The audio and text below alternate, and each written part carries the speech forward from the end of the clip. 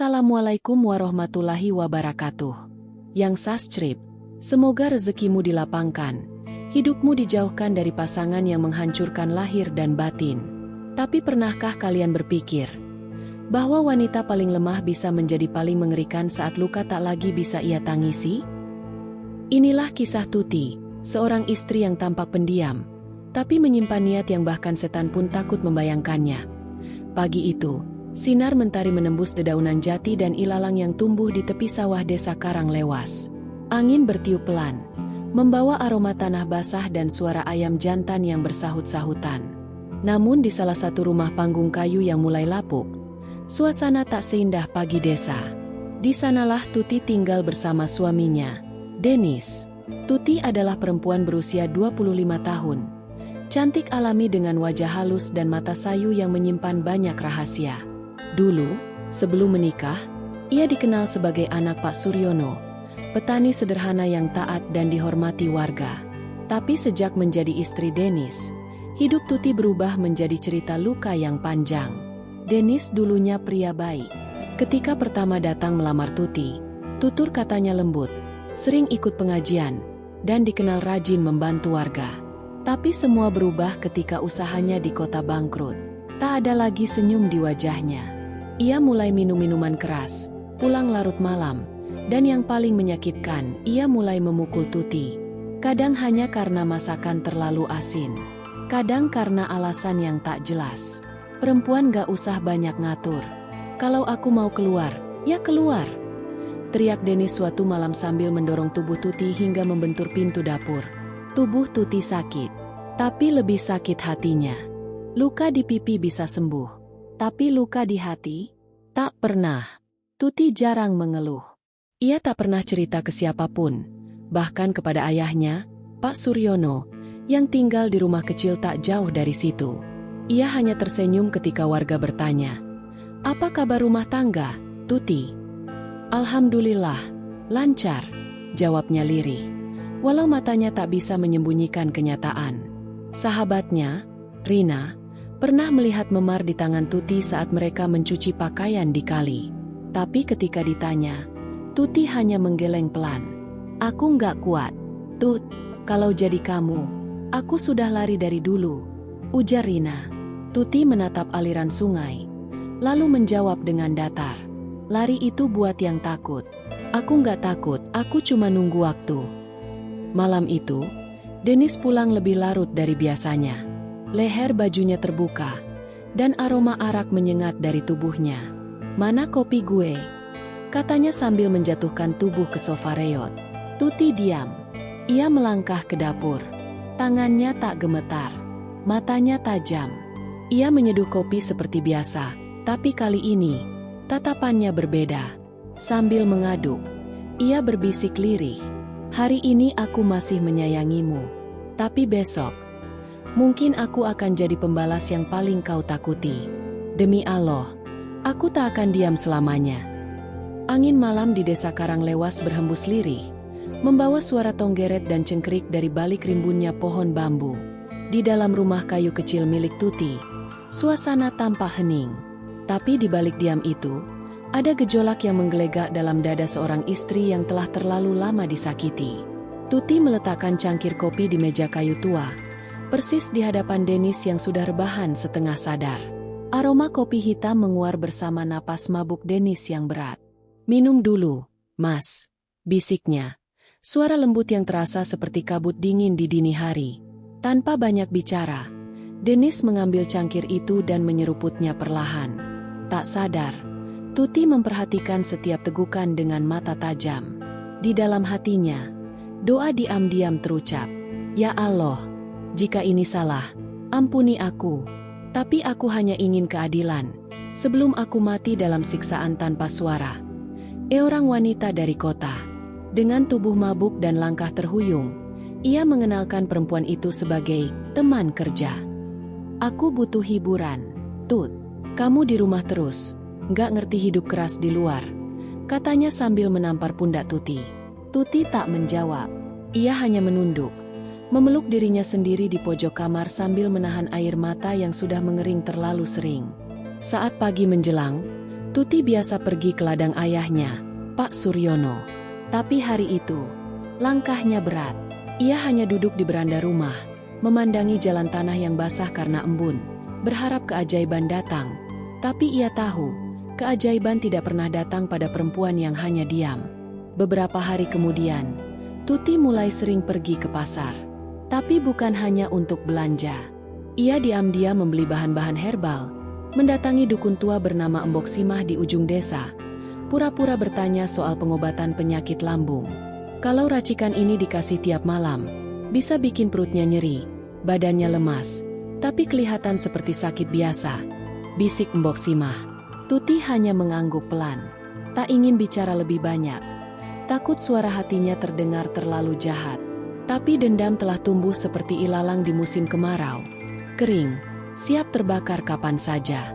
Suatu sore, Pak Suryono datang berkunjung. Ia membawa pisang raja dari ladangnya.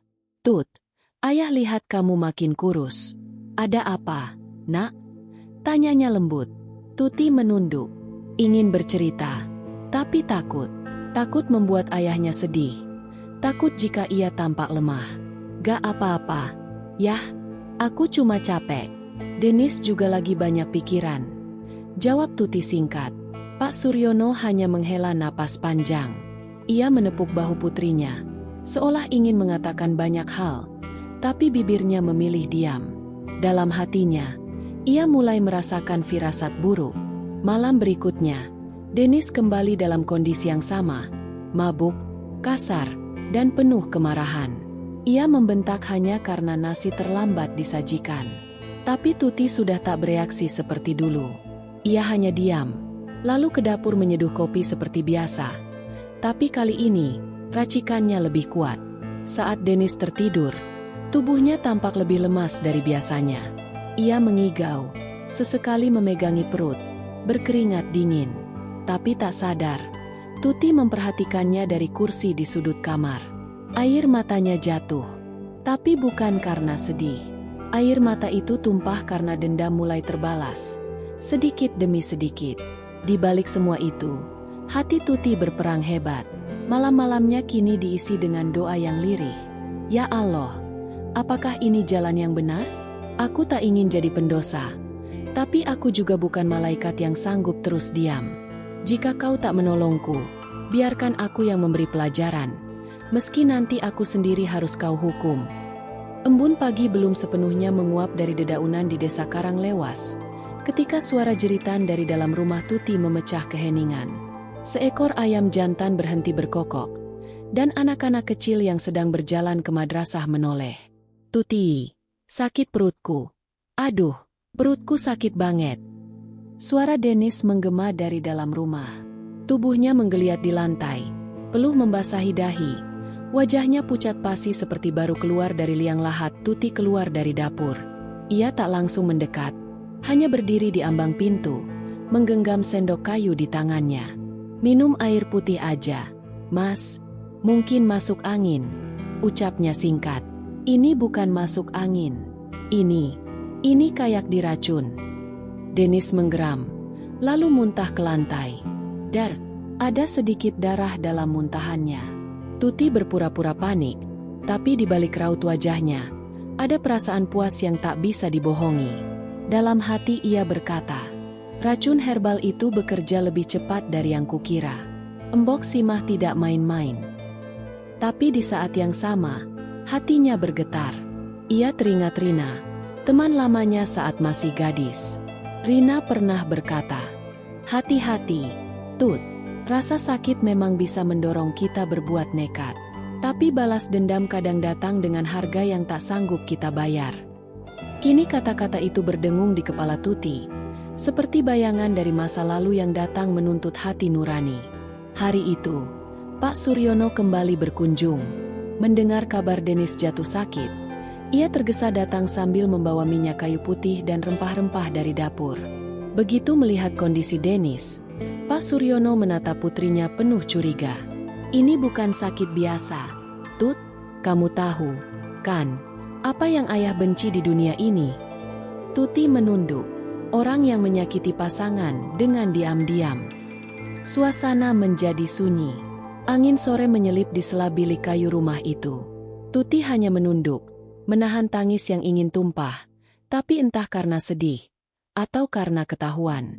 Sejak malam itu, Dennis tak hanya sakit secara fisik, ia mulai bermimpi buruk. Hampir setiap malam ia berteriak ketakutan. Ada api, ada orang terbakar, ada wajah perempuan nangis darah. Tuti yang mendengar hanya diam, tapi di dalam hatinya mulai muncul rasa takut. Ia tak pernah menyangka racikan sederhana itu bisa menimbulkan efek sedemikian rupa. Ia mulai berpikir, apa ini efek racun? Ataukah ini teguran dari Allah? Dennis perlahan berubah. Ia berhenti minum, berhenti pergi ke kota. Ia lebih sering diam di rumah, takut tidur, takut makan, bahkan takut melihat Tuti. Malam itu, Tuti duduk sendiri di depan rumah.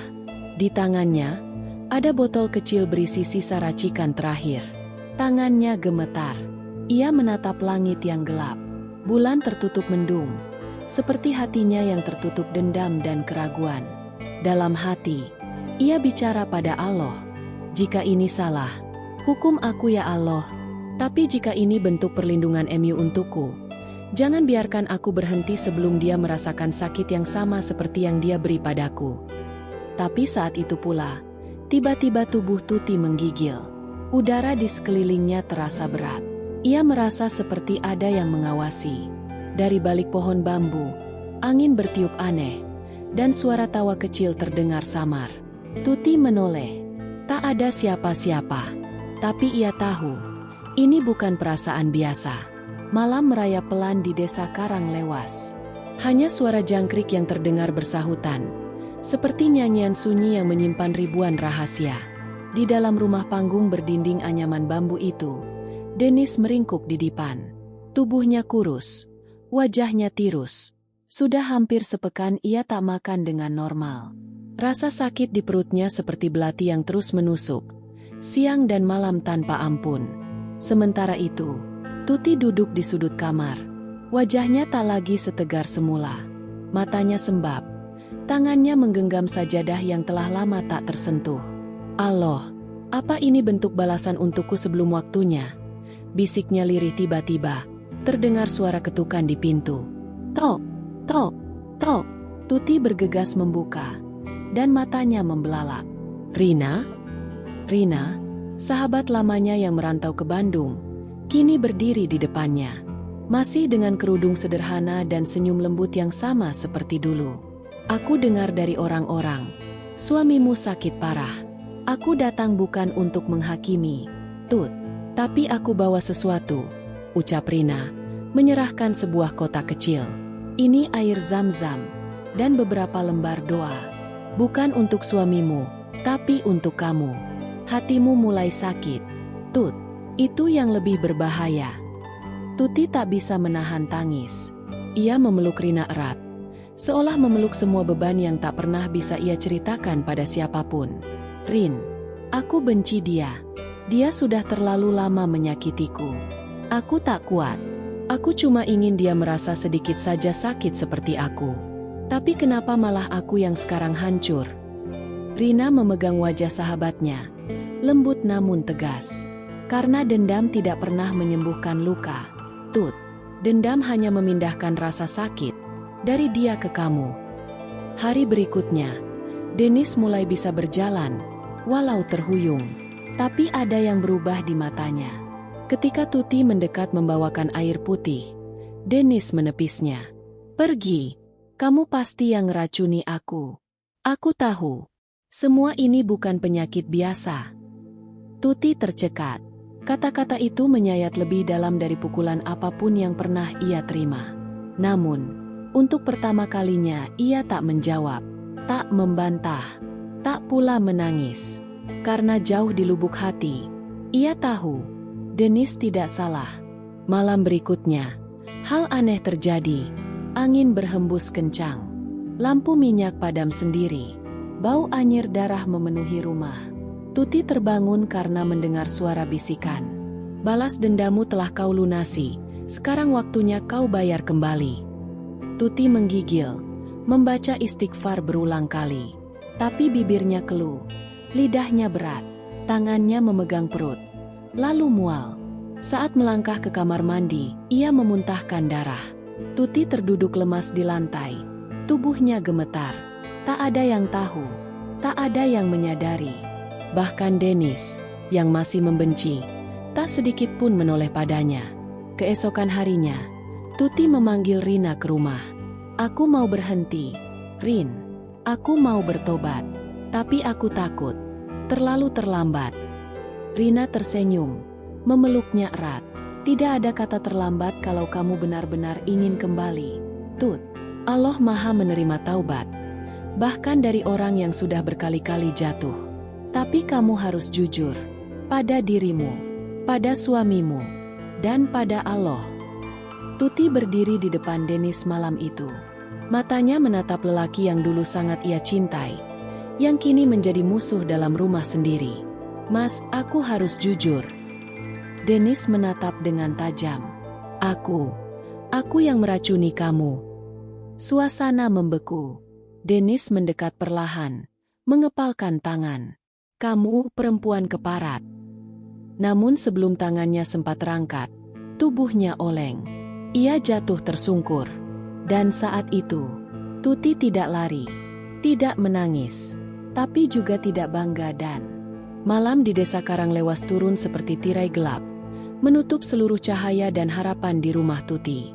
Rumah itu kini seperti neraka kecil, bukan karena api yang membakar, tapi karena hati yang penuh luka, dendam, dan rasa bersalah yang tak tertahankan. Di dalam kamar, Dennis tergeletak tak sadarkan diri. Napasnya terengah, kulitnya pucat, dan tubuhnya mulai menggigil hebat. Sementara itu, Tuti terduduk di sudut ruangan. Matanya menatap kosong ke lantai tanah yang dingin. Tak ada lagi amarah, tak ada lagi kemenangan. Hanya hampa. "Allah, aku salah," bisiknya lirih. Tangannya gemetar mengambil sajadah yang sudah lama tersimpan di atas lemari. Ia menggelarnya pelan, lalu bersimpuh. Untuk pertama kalinya setelah bertahun-tahun, Tuti menyentuh lantai dalam keadaan sujud. "Allah, aku datang dalam keadaan kotor, dengan hati penuh dendam dan dosa. Tapi aku tak tahu kemana lagi harus pulang." Tangisnya pecah, sujudnya tak beraturan. Tapi dalam ketidaksempurnaan itulah, ia merasa untuk pertama kalinya dekat dengan Sang Pencipta, dan jauh dari segala luka dunia. Dalam tangisnya, Tuti teringat masa-masa awal pernikahannya. Dennis pernah begitu lembut, begitu peduli. Mereka pernah menanam padi bersama, tertawa bersama di pematang sawah. Tapi semua berubah sejak Dennis pulang dari luar desa dengan pekerjaan serabutan dan kebiasaan buruk yang ikut dibawanya. Mabuk, judi, dan perempuan. Rasa cinta berubah jadi luka, dan luka berubah jadi dendam. Aku pikir dengan membalasnya, aku akan lega. Tapi kenapa sekarang rasanya lebih sakit? Keesokan harinya, Rina datang bersama Pak Suryono, kepala dusun Karanglewas yang juga dikenal bijak dan alim. Melihat kondisi Dennis yang makin parah, Suryono menyarankan agar segera dibawa ke puskesmas. Tapi Tuti menolak. "Bukan karena aku tak mau, tapi karena aku merasa ini semua akibat ulahku sendiri. Biarlah aku yang jaga, aku yang rawat sampai akhirnya Mas Dennis sadar atau sampai Allah ambil dia dariku." Pak Suryono hanya mengangguk pelan. Tapi sebelum pergi, beliau berkata, "Kalau kamu sudah sadar dan bertobat, Allah takkan meninggalkanmu.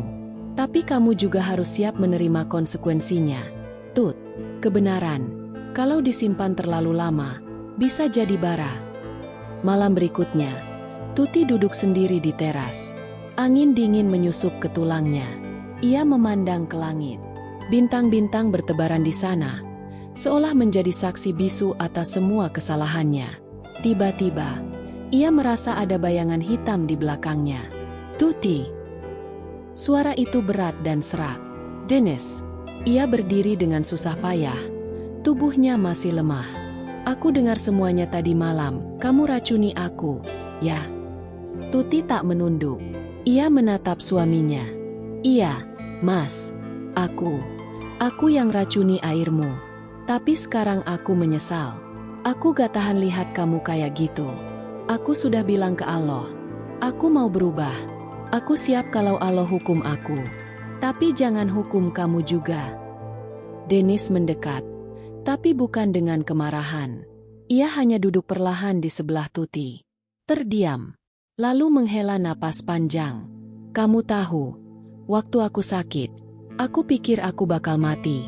Aku sempat lihat wajah ibu. Ibu bilang, "Nak, jangan mati dalam keadaan kamu belum minta maaf." Aku gak ngerti, tapi sekarang aku tahu. Di tengah malam yang sunyi, dua insan itu duduk berdampingan. Mereka tak bicara banyak, tapi air mata mereka berbicara lebih lantang dari kata manapun. Dennis menggenggam tangan Tuti untuk pertama kalinya setelah sekian lama. Genggaman yang tak sempurna, tapi penuh makna. Mulai besok, kata Dennis lirih, aku mau ikut ke pengajian Pak Suryono. Kamu ikut? Tuti mengangguk dengan mata berkaca. Insya Allah, Mas. Mereka berdua menangis. Bukan karena luka, tapi karena ada harapan di balik segala gelap. Pagi itu, mentari karang lewas bersinar cerah, namun tak mampu menghangatkan hati Tuti sepenuhnya. Semalam ia dan Dennis sama-sama meneteskan air mata, mengaku dosa, dan berjanji berubah. Tapi pagi ini, rasa takut mulai menyelinap. Desas-desus sudah terdengar di warung Bu Erni. Katanya, si Dennis itu keracunan, ada yang bilang istrinya sendiri yang ngelakuin. Gak nyangka ya, Tuti itu cantik, halus, tapi kalau dendam, bisa gitu juga. Jangan-jangan dia racuni karena Dennis sering main perempuan. Desa Karanglewas memang kecil, tapi lidah manusianya bisa sebesar gunung. Sekali ada kabar, maka menyebarnya lebih cepat dari angin yang melintasi sawah. Pak Suryono datang lagi ke rumah Tuti. Kali ini tidak sendiri. Ia membawa Rina, serta satu orang dari puskesmas. Tujuannya sederhana, memastikan kondisi Dennis, dan mengonfirmasi kabar yang mulai liar. Pak Suryono mengetuk pintu. Tuti membukakan dengan senyum gugup. Pak, maaf, mau periksa Mas Dennis ya? Pak Suryono menatapnya dalam. Ada sorot iba, sekaligus tanya. Iya, Tut, tapi ada hal yang harus kamu jawab dengan jujur. Soal racun, itu betul? Tuti tak menjawab. Matanya mulai berkaca. Rina melangkah pelan, menggenggam tangan sahabatnya. Tut, kalau kamu butuh kami ada. Tapi kamu harus bicara jujur. Jangan simpan sendiri. Dengan suara lirih, Tuti menjawab. Betul, Pak. Saya yang racuni dia. Tapi, saya sudah tobat. Saya sudah minta ampun ke Allah. Saya sudah jaga dia siang malam. Saya juga siap kalau mau dihukum. Dennis yang mendengar itu dari dalam kamar, langsung berjalan keluar, walau masih lemah. Saya yang minta tolong, Pak, ucap Dennis, mengejutkan semua orang. Tolong jangan hukum Tuti. Semua yang dia alami itu karena saya. Saya suami yang durhaka, pemabuk, penjudi, main perempuan, bahkan pernah mukul dia sampai berdarah. Kalau saya dihukum, saya terima. Tapi biarkan istri saya belajar memperbaiki diri. Kami sama-sama salah. Pak Suryono menunduk. Tangannya menggenggam erat tongkat kayu yang ia bawa. Allah Maha Tahu dan Maha Adil. Tapi semua dosa yang melibatkan orang lain tetap harus dituntaskan. Tobat kepada Allah, iya. Tapi minta maaf kepada manusia juga wajib, Tut. Hari itu, Tuti resmi dilaporkan ke Balai Desa untuk pendampingan hukum. Tapi berkat kesaksian Dennis, pengakuan jujur Tuti, dan perubahan mereka yang tulus, Pak Suryono memberikan alternatif. Kamu akan dibina secara agama. Akan ikut kajian dan bimbingan khusus dari Ustadzah di Masjid Karanglewas. Kalau dalam beberapa bulan kamu benar-benar menunjukkan perubahan, laporan ini bisa dicabut secara adat. Tapi jika mengulang, maka hukum tetap berlaku. Tuti menunduk dan mengangguk. Saya siap, Pak. Saya anggap ini bukan hukuman, tapi rahmat dari Allah supaya saya benar-benar berubah. Dennis mengelus punggung istrinya. Kita jalani sama-sama. Malam itu, di dapur yang remang, Tuti berdiri menatap air mendidih. Suara letupan dari panci seolah menggambarkan pikirannya yang masih panas oleh rasa bersalah. Walau Dennis memaafkan, walau Desa memberi kesempatan kedua, ia tahu, ada satu yang belum tenang, dirinya sendiri. Ya Allah, kalau ini jalan yang harus aku tempuh, jangan biarkan aku tersesat lagi. Tangannya menyentuh bekas luka di pipinya, bekas pukulan Dennis tempo dulu. Lalu mengusap mata dengan ujung kerudung yang mulai ia biasakan lagi. Langit karang lewas mendung sore itu. Awan menggulung seperti menyimpan murka. Di rumah sederhana yang berdiri di ujung desa, Tuti menyapu halaman dengan perasaan tak menentu. Beberapa bulan telah berlalu sejak ia mengaku racuni Dennis, suami yang selama bertahun-tahun menyakitinya. Sejak itu, mereka menjalani hidup baru, mencoba memperbaiki diri, memperbanyak ibadah, bahkan rutin mengikuti pengajian yang diadakan Ustadz Zahramlah di Langgar Dusun. Namun rupanya, masa lalu tak bisa dilupakan semudah membalikkan telapak tangan. Dennis, yang sempat tobat dan bersumpah di depan Allah tak akan menyentuh alkohol lagi, mulai gelisah. Kaki-kakinya mulai membawa dia kembali ke jalan setapak yang dulu membawanya ke warung remang-remang milik Mbah Sati, tempat yang biasa ia kunjungi sebelum malam-malamnya jadi lebih tenang. Aku cuma duduk sebentar, gak minum, cuma pengen ngobrol, bisik Dennis pada dirinya sendiri. Langkahnya berat namun tekadnya rapuh. Dan benar saja, di sana ia temui beberapa teman lamanya. Botol-botol tua berdenting. Tawa-tawa sumbang menyambutnya seolah sahabat lama. Mereka tak menghakimi, mereka menawari. Dan setelah sekian lama, Dennis minum lagi. Tuti yang merasa ada yang janggal, mulai curiga ketika Dennis pulang dengan langkah limbung. Tubuhnya bau alkohol, mata merah, suara cadel. Dennis, bisik Tuti dengan dada berdebar. Kamu minum lagi. Apa salahnya? Sekali ini aja. Aku capek, Tut. Semua orang lihat aku seakan-akan udah bersih. Tapi aku gak sanggup. Aku rusak dari awal. Tuti tak membalas. Ia masuk ke kamar, sujud, menangis. Allah, ini hukuman MU atas dosaku? Apakah ini balasan karena aku pernah dendam? Aku sudah ikhlas. Ya Allah, tapi mengapa rasanya sakit sekali? Tangisnya pecah dalam sujud. Keningnya membekas di sajadah. Hatinya koyak seperti kain tua. Malam itu, hujan turun deras. Petir menyambar pepohonan. Tiba-tiba terdengar suara jeritan dari luar. Anak-anak muda berlari ke rumah Tuti. Bu, Pak Dennis pingsan di dekat makam tua. Kayaknya kejang-kejang. Tuti langsung panik. Ia berlari bersama warga menuju lokasi. Dennis ditemukan tergolek di tanah becek. Wajahnya pucat, mulutnya berbusa. Di tangannya masih menggenggam botol kosong. Dennis dilarikan ke puskesmas desa. Dokter mengatakan, ada racun dalam minuman yang dikonsumsinya. Campuran oplosan berbahaya yang bisa menyebabkan gagal ginjal. Tubuh Dennis lemah. Nafasnya tinggal satu-satu. Di saat itulah ia membuka mata dan memandang Tuti lemah. Aku gagal ya, Tut? Allah marah sama aku. Tuti menggenggam tangannya. Enggak, Allah gak marah. Tapi Allah sayang sama kamu. Makanya kamu diuji. Tapi kamu harus bertahan. Kamu harus hidup.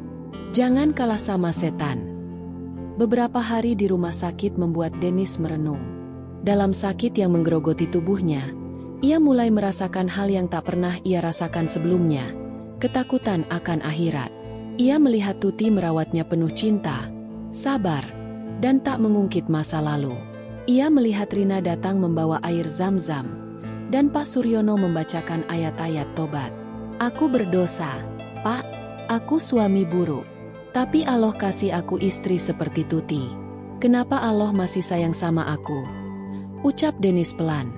Pak Suryono tersenyum, mengusap kepala Dennis. Karena Allah tidak pernah menutup pintu tobat.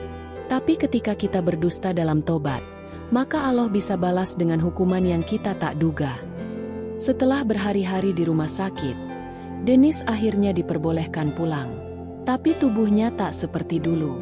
Ginjalnya lemah, tubuhnya kurus. Tapi semangat hidupnya tumbuh kembali. Tiap subuh, ia bangun lebih dulu dari Tuti. Ia menjadi muadzin di musala dusun. Ia mendekati para pemuda, memberi nasihat agar menjauhi minuman dan zina. Ia tak lagi mengangkat suara saat berbicara pada istrinya. Dan yang paling menyentuh, ia tak pernah tidur sebelum mengusap kepala Tuti sambil berkata, "Maafkan aku, dan makasih, ya, kamu penyelamatku." Tuti hanya tersenyum. Dalam hatinya, ia berdoa, "Ya Allah, dulu aku menanam dendam, tapi Engkau membalas dengan keadilan. Hari ini, izinkan aku menanam cinta dan tobat yang Engkau ridho." Desa Karanglewas mulai terasa sejuk. Musim hujan sudah pergi, digantikan angin semilir dan langit biru bersih. Namun di rumah kecil Tuti, waktu justru terasa berjalan lebih lambat. Di ruang tamu, tampak Denis duduk bersandar lemah di kursi bambu. Tubuhnya makin kurus, pipinya cekung, dan kulitnya mulai pucat kekuningan. Penyakit ginjalnya makin parah. Tuti berdiri di balik pintu, memperhatikan lelaki itu dengan mata yang penuh pilu. Lelaki yang dulu membuatnya hancur, lelaki yang pernah ia racuni, lelaki yang kini menjadi orang paling ia sayangi karena taubatnya begitu tulus. "Allah, apakah aku sudah diampuni?" bisik Tuti dalam doa panjang di malam-malamnya yang sunyi. Setiap malam, Denis selalu terbangun untuk tahajud meski tubuhnya menggigil. Ia duduk bersandar di dinding kamar. Air wudhu menetes dari janggutnya. Tangannya gemetar menengadah. "Allah, aku tahu hidupku tak panjang lagi. Tapi tolong jaga Tuti kalau aku gak ada. Ampuni aku, dan ampunilah dia yang telah menemaniku di antara dosa dan tobat." Tuti mendengar doa itu dari luar kamar. Ia menangis terisak. Tak pernah terbayang bahwa lelaki yang dulu kasar itu kini bisa menjadi setunduk itu di hadapan Allah. Pada suatu subuh yang tenang, suara adzan sayup terdengar dari musala kecil di ujung desa. Namun Denis tak bangun seperti biasanya. Tuti yang menyadari keanehan itu segera menghampiri. "Denis," panggilnya pelan, menggoyang bahu suaminya. Tak ada sahutan. Ia menggoyang lebih kuat. "Denis." Masih hening.